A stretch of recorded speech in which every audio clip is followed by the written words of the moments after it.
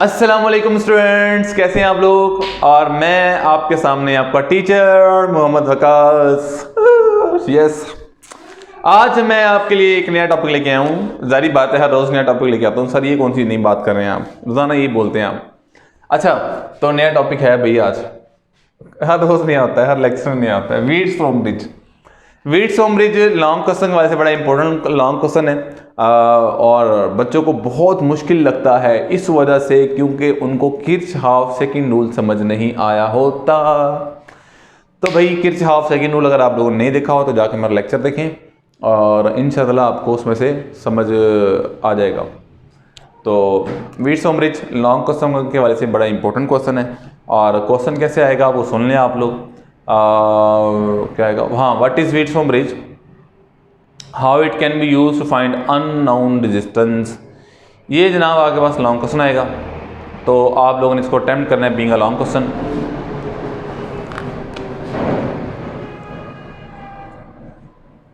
Introduction दे, introduction में क्या लिखना है, an electrical circuit consist of 4 resistance, an electric circuit, चलो, use to find unknown resistance, use to find unknown resistance. फिर इसकी कंस्ट्रक्शन है, कंस्ट्रक्शन लिख दें आप लोग, या प्रिंसिपल लिख दें कि हम कैसे फाइंड आउट करते हैं इसका। For to find unknown resistance हम फार्मूला का यूज़ करते हैं, to find unknown resistance, to find unknown resistance formula होगा इसका Rx is equal to R3 into R2 over R1। बाद में कंस्ट्रक्शन लिख दें, कंस्ट्रक्शन इसकी लिखनी है आप लोगों ने कि इसमें 4 रेजिस्टेंसेस होती हैं। कंस्ट्रक्शन बनाना कैसे है जनाब, इसको हमारे पास इसमें 3 रेजिस्टेंस होती हैं, 3, हाँ, तीन रेजिस्टेंस जो होती है ना वो होती हैं जो हमें मतलब के पता होती हैं और हमने उनको चेंज भी कर सकते हैं उनको। और एक जो चौथी होती है ना वो बड़ी मिस नहीं होती है, उसका हमें पता करना होता है कि कितनी है। यहाँ हमें कोई भी कह सकता है बताएं जी इसकी रेजिस्टेंस कितनी है, तो हमने इन तीनों का पता होगा, ये हमारे जसूस हैं, ये बताएंगे कि इसकी चौथी की रेजिस्टेंस कितनी है। उसके लिए हमें भी तारी बात है थोड़ा बहुत काम करना पड़ेगा क्योंकि इन जसूसों की भी 100% परफॉर्मेंस नहीं है। अच्छा, तो जनाब मैं ये कह रहा था कि इसमें हमें जो चाहिए, नंबर 1, 3 नाउन एंड एडजस्टेबल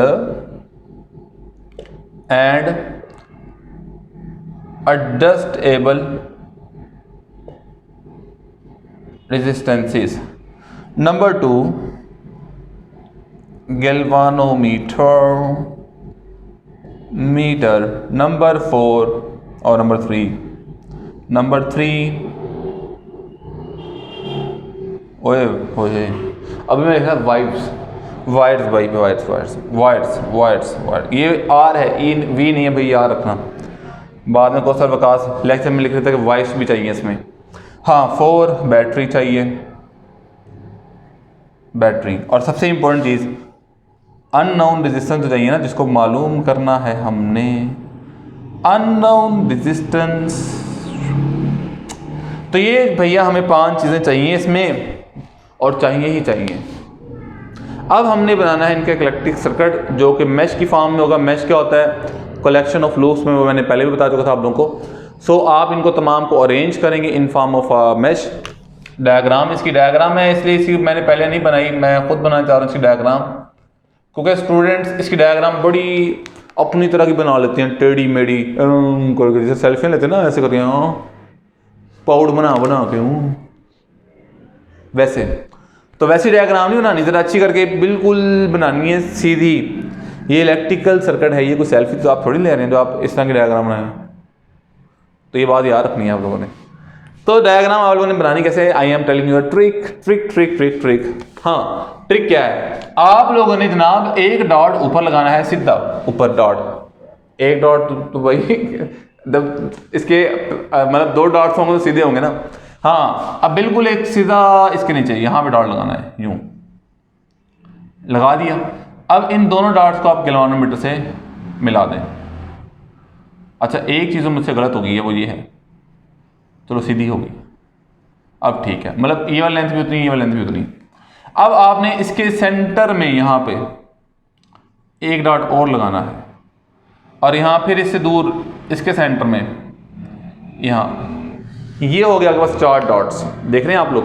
अब हम इन डॉट्स को रेजिस्टेंस से मिला देते हैं। लेट मी से दिस इज द रेजिस्टेंस।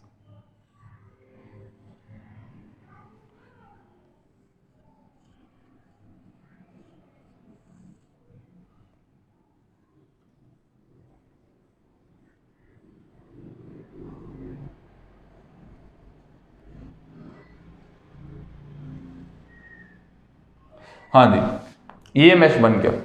अब आपने क्या करना है जनाब, इस पॉइंट को यहां से स्विच और बैटरी के साथ लगा देना है, लाइक दिस,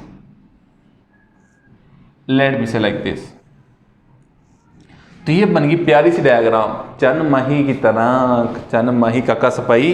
कभी देखा है आपने ड्रामा? देखे जरा, बहुत मजा आएगा जनाब। पीटीवी का बहुत पुराना ड्रामा था। ये रेजिस्टेंस को हमने नाम दिया है, ये रेजिस्टेंस हमारे पास है R1, और चन माई ये हमारे पास है R2, और ये है R3, और ये है काका सपाई R4। हाँ, उसमें एक ऐसा भी कैरेक्टर था भाई।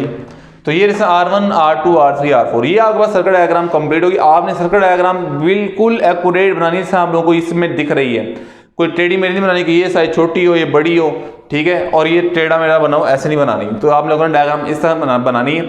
अब जारी बात है, पहला काम क्या करना है हमारे पास, इससे पहले एक कुछ रूल लिखे हुए हैं कि सबसे पहले आपने ये करना है, आपने नंबर ऑफ लूप्स को डिफाइन करना है, कितनी नंबर ऑफ लूप्स हैं। तो जहाँ से हमारे पास रेजिस्टेंसेज हैं बेसिकली, वहाँ हम देखें तो हमारे पास ये एक लूप है, ये दूसरी लूप है, और अगर हम देखें बैटरी वाली चीज़ को भी, तो ये देखें ये एक तीसरी लूप भी है। तो हेयर वी हैव 3 लूप्स, लेकिन यहाँ पे जो वर्किंग डिस्कस करेंगे वो हम इन 2 लूप्स की डिस्कस करेंगे। तो हम इसको नाम देते हैं ABCD का, और हम स्विच को क्लोज करते हैं। स्विच क्लोज करेंगे, करंट फ्लो करेगा, यहाँ से करंट की डायरेक्शन लेंगे, और एक लूप में जो करंट की डायरेक्शन आ जाए, बाकी तमाम लूप्स में भी करंट की डायरेक्शन सेम लाइक दैट होती है, उसी तरह होती है। इसको नाम दे करंट I1 का, इसको नाम दे करंट I2 का, इसको नाम दे करंट I3 का। तो अब जनाब आपने ये सर्किट डायग्राम बना ली, इसमें तमाम लूप्स को डिटरमाइन कर लिया और उनमें करंट की डायरेक्शन को भी बता दिया।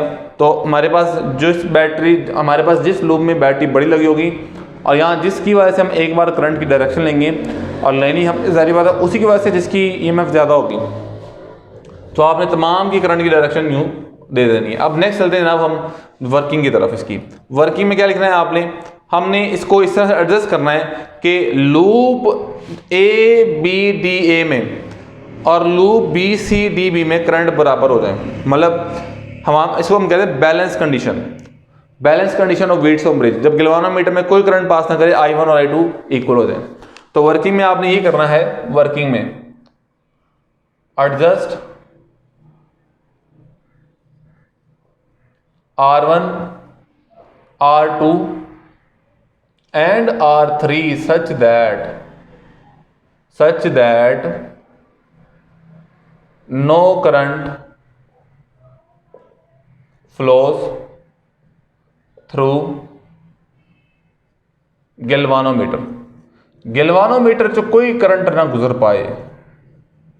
गैल्वानोमीटर बैलेंस कंडीशन भी क्या बोलते हैं इसको।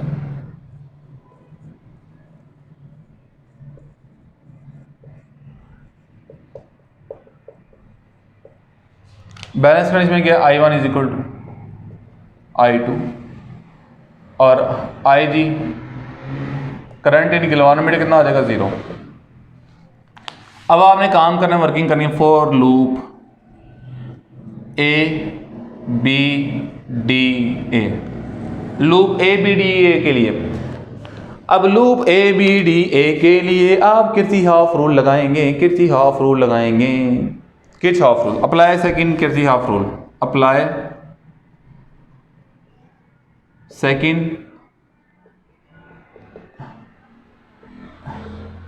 Kirchhoff's rule. अब हम इसके ऊपर किरचॉफ सेकंड रूल जो है वो अप्लाई करेंगे। तो हम इसके ऊपर सेकंड किरचॉफ रूल अप्लाई करते हैं। हम ए बी डी ए आप किसी पॉइंट से चल सकते हैं और इसमें हम करंट की डायरेक्शन के अकॉर्डिंग अगर हम ए से डी चलें तो आपको मैंने बताया था रेजिस्टर के क्रॉस एनर्जी डिसिपेट होगी, इसका पोटेंशियल हम नेगेटिव लेंगे तो यहाँ क्या आ जाएगा माइनस। वैसे बुक में ये किया गया R1 को लिया गया, आप R1 से भी ले सकते हैं। अगर मैं चलो बुक को फॉलो करते हैं, हम R1 के क्रॉस हम एनर्जी को लेते हैं। लेकिन यहाँ जब आप ए से बी चलते हैं तो हम करंट की डायरेक्शन के बेसिकली अगेंस्ट जा रहे होते हैं, आपको ये लग रहा है, लेकिन एक्चुअली में हम चल यूं ही रहे हैं। ठीक है, तो यहाँ पे हमारे पास देखिए सिंपल एक बात है, आप इस तरह समझ लें कि यहाँ पे हमारे पास कन्वेंशनल करंट की डायरेक्शन लिए तो रजिस्टर में एनर्जी डिसिपेट ही होगी। हमने डायरेक्शन किसकी लिए, पॉजिटिव से नेगेटिव, तो रजिस्टर के क्रॉस जब भी पोटेंशियल चेंज लेंगे तो क्या होगा नेगेटिव। तो यहाँ पे इसके cross potential change minus I1 R1। हम पहुंच गए ए से बी से आना है डी। अब डी से आगे गैल्वानोमीटर लगा हुआ है, गैल्वानोमीटर तो हमारे पास इस लूप में भी है और इस लूप में भी है। अब कौन सा करंट लें, I1 और I2। तो इसमें आप जिस लूप को डिस्कस करें उसका करंट पॉजिटिव और जिसको डिस्कस नहीं करें उसका करंट नेगेटिव। तो यहाँ आ जाएगा minus I1 minus I2। I1 को पॉजिटिव लिया, इसको डिस्कस करें, I2 को नेगेटिव लिया क्योंकि वो दूसरी लूप में। रजिस्टर गैल्वानोमीटर की RG माइनस डी पे पहुंचे, डी से जाएंगे ए। अब डी से ए जाना है, यहाँ बड़ी इंपॉर्टेंट बात है, हमने R3 सिर्फ I1 में पास हो रहा है, ये इस लूप के साथ भी कनेक्टेड है। तो इस लूप में करंट I3 है, इस लूप में करंट क्या है I1। जिसको हम डिस्कस करें उसका करंट पॉजिटिव और जिसको डिस्कस नहीं करें उसका करंट नेगेटिव। तो minus I1 minus I3 into R3 is equal to 0। अब बैलेंस कंडीशन में I1 is equal to, since I1 is equal to I2, तो देखिए ये वाली साइड टर्म ये कितनी हो जाएगी 0, तो बच जाएगा माइनस I1 R1 और ऐसा करें कि इसको उधर ले जाएंगे, ये नेगेटिव भी है हो जाएगा क्या हो जाएगी positive, is equal to I1 minus I3 R3 और इसको नाम दो क्वेश्चन नंबर 1 का। ये जनाब आपने काम किया loop A B D A के लिए। अब हम चलते हैं next loop B C D B के लिए। इम्तिहा हम प्यार का देखे, राह देखे क्या है नतीजा। हाँ जी, loop B C D B for loop B C D B। Loop B C D B के लिए हम यहाँ से B से C, C से D, D से B जाएंगे। अब B से C जाएंगे, इसके क्रॉस फिर हमने चूंकि कन्वेंशनल करंट की डायरेक्शन में जा रहे हैं तो potential change negative minus I2 R2। फिर C से D आएंगे, R4 लगा हुआ है, R4 अब इसमें भी है और इसमें भी है, और जिसको हम डिस्कस कर रहे हैं I2 इसको पॉजिटिव और जिसको डिस्कस नहीं करें इसको नेगेटिव। तो minus I2 minus I3 R4, D भी आगे, D से जाएंगे B में लगा, D से भी लगा गैल्वानोमीटर दोनों में है। अब हम डिस्कस इसको कर रहे हैं इस लूप को, तो इसका करंट पॉजिटिव और इसका करंट नेगेटिव। तो minus I2 minus I1 RG is equal to 0 और बैलेंस कंडीशन में I1 इक्वल है I2 का, I1 is equal to I1 is equal to I2। तो जहां I2 लिखा हुआ है पूरी इक्वेशन में आप I1 पुट कर दें जनाब, तो ये आ जाएगा minus I1 R2 minus I1 minus I3 R4 minus 0, चूंकि ये 0 हो जाएगा सारा, इज इक्वल टू 0। अब इसको उठा के उधर ले जाओ, minus I1 R2 is equal to, उठा के उधर ले गए तो ये आ जाएगा I1 माइनस I3 R4, इसको नाम दे दो इक्वेशन नंबर 2 का। अब यहां पे हमारे पास दो इक्वेशन आ गई हैं, इन दोनों इक्वेशन को आप डिवाइड कर दें, इक्वेशन 1 डिवाइडेड बाय इक्वेशन 2। इसको मैं आप इरेज कर रहा हूं, डायग्राम बहुत देख लिया आप लोगों ने।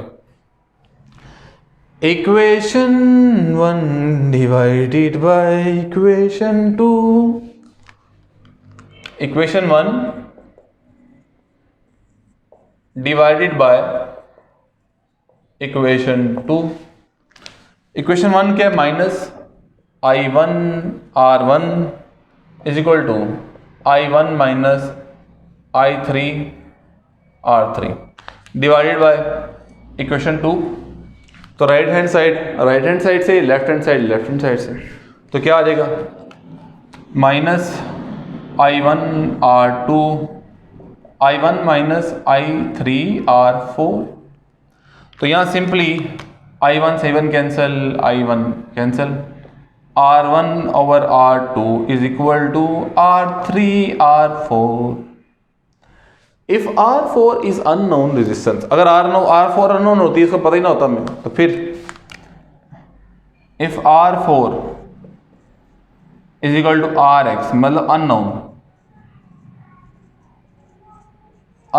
तो फिर RX कितना आ जाएगा, R3 R2 ओवर R1, तो ये आ जाएगा।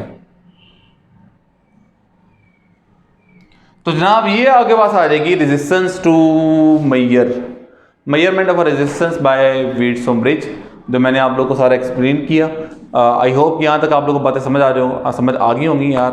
थैंक यू सो मच, अपना ख्याल रखें, अल्लाह हाफिज़।